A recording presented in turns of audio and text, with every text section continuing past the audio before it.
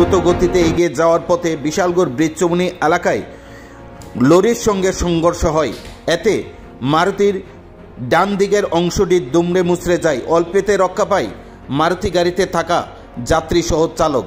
দুটি গাড়ির বিকট শব্দ পেয়ে বাজার ব্যবসায়ী সহ পথচারীরা দ্রুত ঘটনাস্থলে ছুটে আসেন বিশালগড় থানার ট্রাফিক পুলিশ সহ অন্যান্যরা। সংবাদ মাধ্যমে এই নিয়ে বিস্তারিত জানান কর্তব্যরত ট্রাফিক পুলিশ সহ লরির চালক।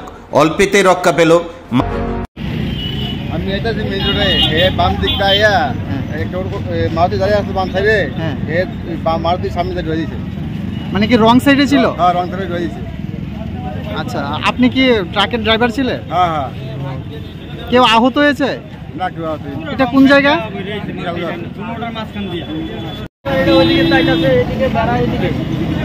তারপরে টানের দিকে লামার বাজার থেকে গাড়িটা বড় গাড়ির সামনে যাইব।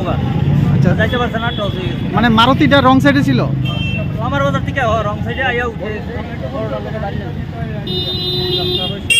আহত হয়েছে নি কেউ? না, এমনি আহত না। হ্যাঁ, এটা কোন জায়গা? Bishalgarh south market.